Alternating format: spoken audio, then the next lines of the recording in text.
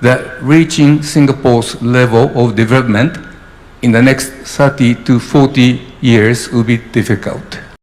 Welcome back, ladies and gentlemen, and thank you very much, guys, for your great support. Fellow Kenyans, I want us to look I want us to talk about a little recap of today's national conversation of Beyond 2030. That is the meeting that William Ruto had at KICC concerning his vision, the Vision 2030. They're talking about the new constitution, about the old constitution, the constitution of 2010, his vision the vision of 2030, and then his own vision of 2060, and many more things. But before we get into this discussion, fellow Kenyans, I want you to watch this thing, this behavior of Oburu Odinga. I don't know why Oburu Odinga behaved this way, or maybe we can say that his eyes are not clear, he did not see William Ruto, or what happened. Because tell me why Oburu Odinga would walk into the meeting and then pass William Ruto, go greet Anyang' Nyong'o, and then is when he's realizing that, oh, kumbe Rais Ruto ako hapa, alafu akuje asalimie William Ruto. According to me, I think and I know very well that it is normally quite okay for you to greet the president first before greeting anybody. Like in your Oburu Odinga is a different case. I want you to watch this, and then now we get back and talk about everything that happened and listen to some of the conversations that they were talking about. Wananchi wote hamjambo, hamjambo tena. Mimi jina langu naitwa Emmanuel Nzai, mimi ndio chairman wa Kenya Vision 2030. Na mimi si mgeni na Vision 2030. Mugo Kibaki ametajwa, lakini Mugo Kibaki na mimi ndio tulianzisha secretariat ya Kenya Vision 2030. Miaka baadaye mimi ndio chairman wa Kenya Vision 2030. Kwa hivyo ni kwa Let's now have a discussion. We know very well that we've always been told, we've always had William Ruto, these people talking about the issue of Singapore.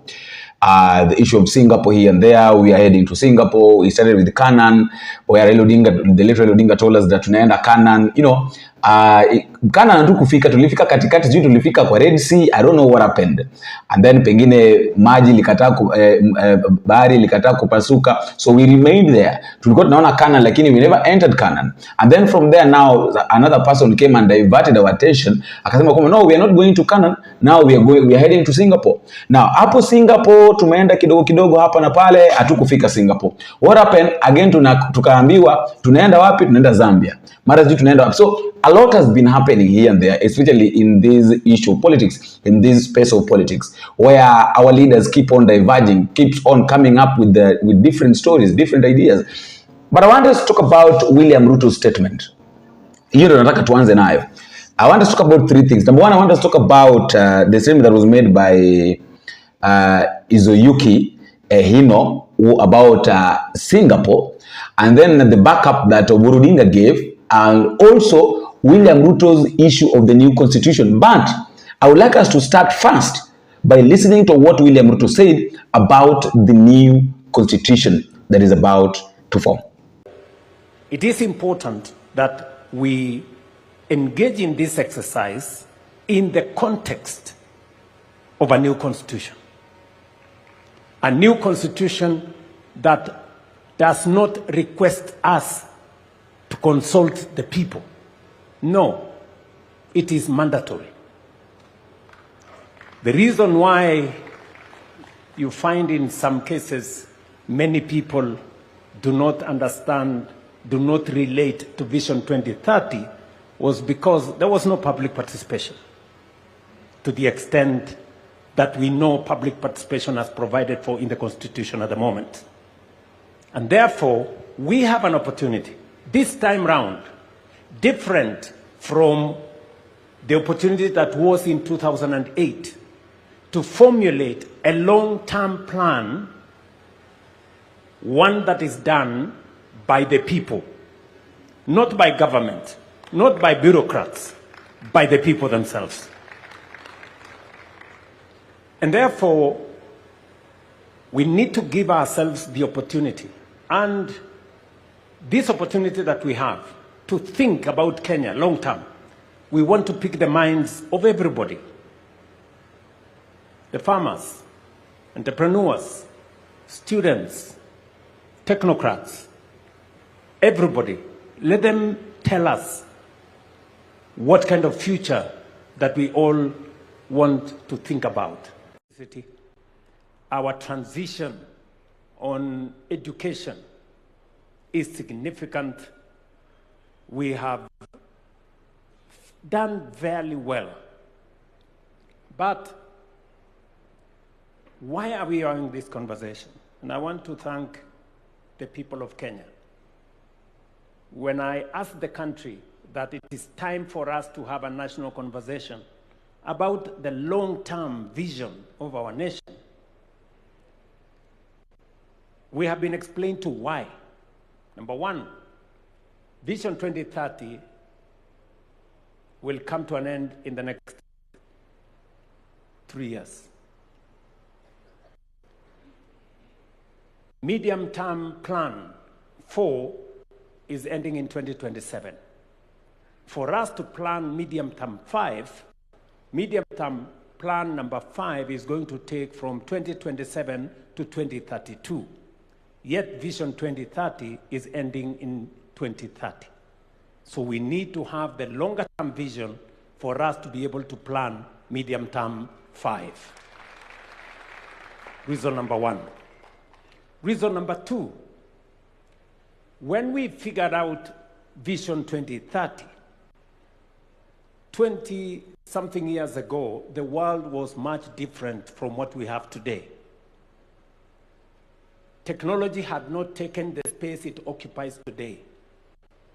The advent of AI was not with us. We didn't have the serious effects of climate change the way we have today. We had a completely different situation. It is important that at this point in time, we give ourselves another opportunity to think about the long-term development of Kenya in the context of the world that we live in today. Number 3, when Vision 2030 was developed, it was developed before the new Constitution. The new Constitution provides us with a better and clearer framework on how to think long-term. And therefore, it is important that we engage in this exercise in the context of a new Constitution. A new Constitution that does not request us to consult the people. No. It is mandatory. The reason why you find in some cases many people do not understand, do not relate to Vision 2030 was because there was no public participation to the extent that we know public participation as provided for in the Constitution at the moment. And therefore, we have an opportunity, this time round, different from the opportunity that was in 2008 to formulate a long-term plan, one that is done by the people, not by government, not by bureaucrats, by the people themselves. And therefore, we need to give ourselves the opportunity, and this opportunity that we have to think about Kenya long-term. We want to pick the minds of everybody. The farmers, entrepreneurs, students, technocrats, everybody. Let them tell us what kind of future that we all want to think about. And nobody should assume that any one of us has the monopoly of knowledge. This cannot be, and I make it very clear, this is not a government project. This is a people's project. Now, let's talk about these fellow Kenyans. I don't know what William Ruto is planning to do. I don't know his plan, or I don't know what is in his mind. But one thing I believe and one thing I know is that if you hear William Ruto talking about forming a new constitution, putting away the old constitution, it means that this guy has really looked deeply na amegundua kwamba he can play with Kenyans. You can't tell me that William Ruto is supporting the 2010 constitution, yet is one of the people that was against that constitution. I want us to go step by step. Nataka tuelewane kuanzia mwanzo mpaka mwisho. The video might be a little bit long, but I want us to understand each other here. William Ruto, the President of the Republic of Kenya, is one of the people that was against the 2010 constitution. Remember, 2010 constitution was formed in 2008 during the reign of the late Emilio Mwai Kibaki. That is the third president of the Republic of Kenya. And then it was implemented in 2010. So in 2010 is when the new constitution started working, right? Well, now, William Ruto and his cocoon and his people were against this 2010 constitution. Remember, even when the issue of the BBI came in, William Ruto was still against that. So tell me why William Ruto was against that 2010 constitution, but now is telling us that there is need to form another constitution, which means that according to him, he is trying to tell us that the 2010 constitution was there to support the Vision 2030. And then now, the constitution that he wants to form, the constitution that he is working on, that they want to work on, the new constitution that they want to use to disrupt the old constitution, wanataka kubadilisha mambo mingi sana, whereby one of the things that William Ruto is targeting is to change the term limit of the president from 5 years to 7 years. Remember when people like Cherelgei, Aaron Cheruiyot were taking this thing to parliament, that it was like a suggestion that president's term limit is not supposed to be 5 years, supposed to be 7 years. Those are the things that are in the new constitution. And those are the things that the president of the Republic of Kenya is targeting. That suppose this thing works, then I think now this one will get it. Unaona? So in the old constitution, I was looking at some of the things in the constitution, in that 2010 constitution. And do you know what I came to realize? That the president is talking about public participation. He's saying that that old constitution, the 2010 constitution, was never supported. The 2010 constitution was never supporting the public participation. It was reformed in I've told you that it was reformed in 2008 and then approved through a referendum. Now, Ruto anasema kwamba in that old constitution, 2010 constitution, because according to him, anasema kwamba hii constitution yenye anataka kutengeneza is his new constitution. Now, this old constitution, according to me, William Ruto, was reformed on 4th August 2010. Now, and then it was prolonged up to 27th August because of the participation, public participation and all that. So Ruto anatuambia kwamba the problem was that that constitution was never allowing people to participate. It never allowed any public participation when it was being reformed. But we are seeing that there was a referendum. No. Now, what is the meaning of a referendum? For those who understand, can somebody tell us the meaning of a referendum? Now, in 2008, there was a Vision 2030. That is when the Vision 2030 was launched. Now, I want you to understand something. The Constitution of 2010 expressively provided the public participation, right?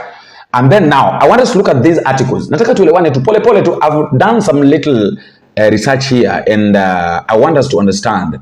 Now, the provision that this 2010 Constitution provided were these. In Article 10, Section 2, Roman A, it says that democracy and participation of the people are national values and principles of governance. These principles bind state organs when making law and public policy. Number 2, Article 118, Parliament must conduct its business openly and facilitate public participation and involvement in its legislative and other businesses. I want to ask a question here. There are several things that have been happening in this country. Unasikia kwamba there was public, like issue of the impeachment of Rigathi Gachagua. They told us that, there was public participation. Was there any public participation? Now, remember the issue of the finance bill. Did they involve Kenyans? Did they even involve public before coming up with such a thing? No, they did. They go to parliament and then they lie that there was public participation. You know how they do public participation? A member of parliament collects his few friends, 10, 20, 300, 100, and then he pays them. And then now they put their signatures. And then now Kipeleka Parliament, now they are telling us that there was public participation. So that is how basically they do the public, they assume that they've done public participation. Personally, I believe and I know that if you want to do a public participation, if you want to succeed in public participation, walk all over the country. We have got 47 counties. Now, out of these 47 counties, I think that every county has got at least 3 members of parliament. 3 members. That is just at least 3. Right? Now, if 47 counties have got, let us just approximately, it is not the real mathematics, but I just want us to see this. If every county has got 3 constituencies, I know that there are some that exist 3, and now 3 times 3 constituencies, 3 times 47, 47 times 3, that comes to around 131. I assume, let's just assume, because najua kuna zile ambazo ziko na 2, ziko na 3, but I just want us to calculate. It means that out of 47 counties we have got how many members of parliament? Nataka tuangalie, tutakuja tunapata tuko na 131 members of parliament. 131 members of parliament. Assumption 2. Now, out of these 131 members of parliament, suppose every constituency, suppose all 47 counties has got 3 members of parliament. It means that each member of parliament must go to his constituency and collect signatures, and in fact, they are supposed to make their people understand what they want to do, the action they want to take. They teach them that now the government wants to do this thing. Now we've come to tell you about it so that we can get your views concerning what you want to do. If they refuse, then abort it. Inasema kwamba abort the mission. If they agree, succeed. But they don't do that. Now, Article 174C, devolution is intended to enhance people's participation in exercising state power and making decisions that affect them. Does it happen? The answer is it doesn't. Article 196, county assemblies must also facilitate public participation in their legislative and other, I think this is what I was talking about. Now, this one is now county assemblies. County assemblies are majorly zile za MCAs. MCAs are supposed to rely, or are supposed to work to be in line with their members of parliament so that they can come into a concrete agreement. Article 1, sovereign power. In fact, this one now either way inamaliza kila kitu. Article 1, sovereign power belongs to the people of Kenya and may be exercised directly or through elected representatives. So William Ruto is telling us that now what they want to do is they want to change the constitution without involving people, yet the power belongs to the people. So basically, what I was trying to prove to you here is that William Ruto should not lie to us that 2010 constitution never involved public participation, but now the constitution that he wants to form, that is going to make sure that he runs for 7 good years as a president in case he comes for the second term, which I know it is going to be impossible. That is the one that is now going to make, seriously, what is good? What is good for the goose is good for the gander. I think that is it. William Ruto, together with your people, you're supposed to understand this, that public participation is not merely a political courtesy in Kenya. It is a constitutional principle, and it's in specific processes a constitutional requirement. In fact, it is a constitutional requirement, and that is why umeamua you are hiding behind calling people together to talk about your vision 2060. So that is what we call public participation now, in which I'm not sure whether it was a public participation or not. I'm not sure. I'm really not sure about that. Video number 2. These guys told us that we are going to Singapore, and in fact, William Ruto told us that going to Singapore is going to take us only 5 years. I want to surprise you with a video that was recorded, was said by Izuvuki Hino. Hino said very well that yes, we are talking about, we are praying for to go to Singapore. Everybody is saying that, in fact, he's proving to us that yes, we know that going to Singapore is impossible. Why? Because if Kenya wants to be the level of Singapore, then it's not going to take us less than 30 to 40 years.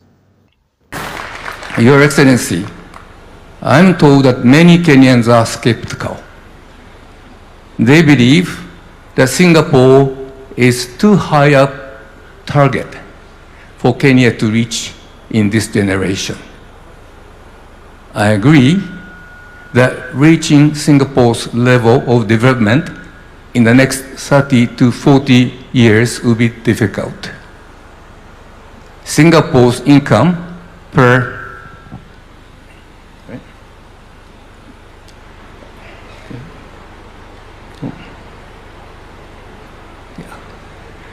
Singapore's level of income per person last year exceeded $80,000.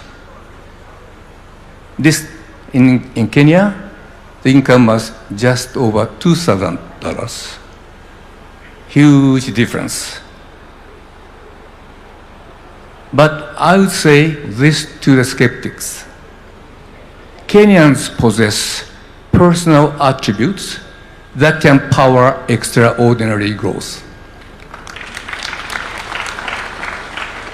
The Asian miracle was driven in important part by the strength of its people.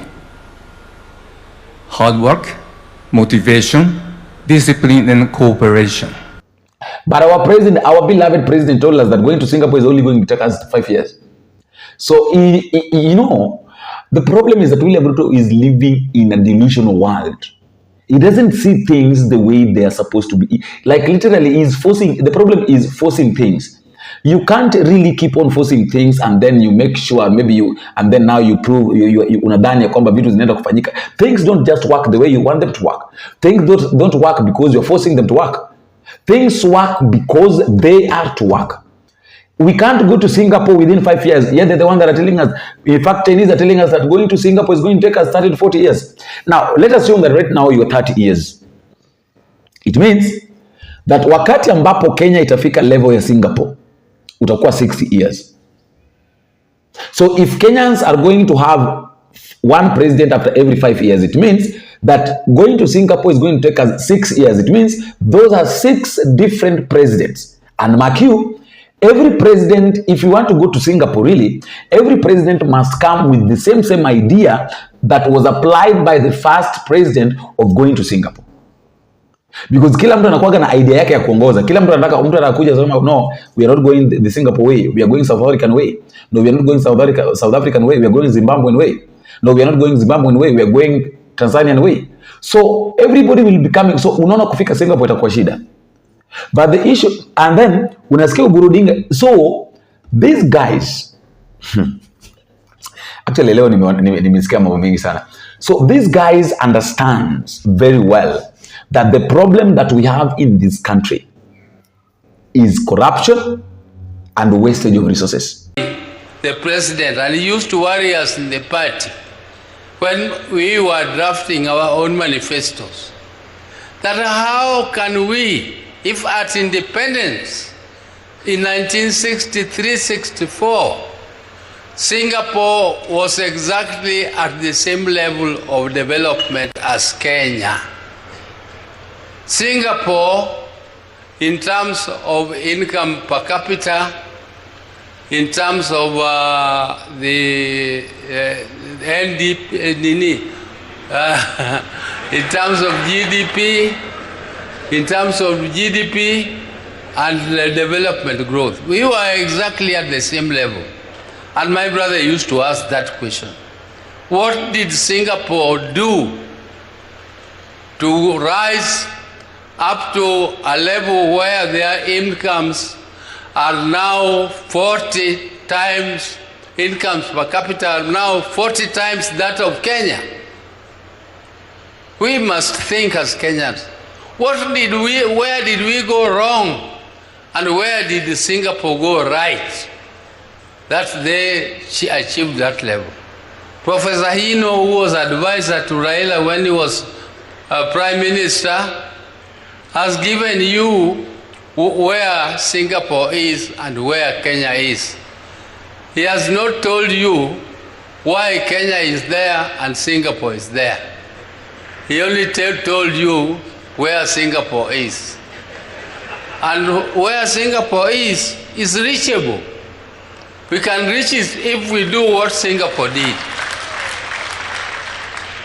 First, we must deal with this animal called corruption.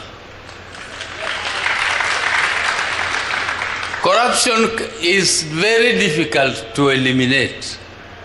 It is very difficult. I've traveled all over the world, but I know it is possible to build a society which is non-tolerant to corruption. We can build a society which is completely non-tolerant to corruption. We need also to reduce government wastage. Wastage in government. We need to tighten our belts, those who are in government. Let us tighten our belts for the people, for the sake of the people of Kenya. And let us make sure wakijua kwamba ni corruption, kwa nini wana insist on things? You know very well that the problem that we have in this country is, number one, corruption. Number two, wastage of resources. Why can't we sort these two things? No, why can't you as a government sort these two? Kwa sana sana hii corruption imejaa nao sana. Why can't you sort this issue of corruption, and then now when we'll be moving forward, now we are saying that, okay, we've sorted the issue. You know, these guys don't understand that Lee Kuan Yew, before making Singapore become Singapore that now William Ruto really admires, he dealt with corruption. Any man, any person who was corrupt in his government was detained. Some of them were even killed. For him to make sure that now Singapore is Singapore today. Do you really think that William Ruto can kill? Do you really think that William Ruto can in fact not even kill, can do away with corrupt leaders in his government to make sure that we achieve what we want? My answer is, I guess my answer is as yours. He cannot, because that is who he is. Right? That is who he is. Anyway, fellow Kenyans, I would like to know what you think at the comment section concerning this, because personally, I think in as much as, this is what I can say, that in as much as we are talking about Singapore, matters new Singapore, matters new constitution, William Ruto should be aware. William Ruto should be aware that this government belongs to very many people. It doesn't belong to him and his family alone. Any slight mistake that he does is not going to affect him, because remember, his daughters are married outside the country. One of them is in Nigeria, another one is in Nigeria or Ghana, another one is in Tanzania. Sisi tumebaki hapa. We don't know where George Ruto tayari akona mali yake, so zimeibwa kwa serikali. So we don't know where it is going to make her to end up with us. So any slight mistake that the government is doing, any slight mistake that he is doing as a president, is really affecting us and our generations to come. Right? So let me know what you think at the comment section concerning this, and also let's meet in the next video. If it's possible, please don't forget to click the subscribe button.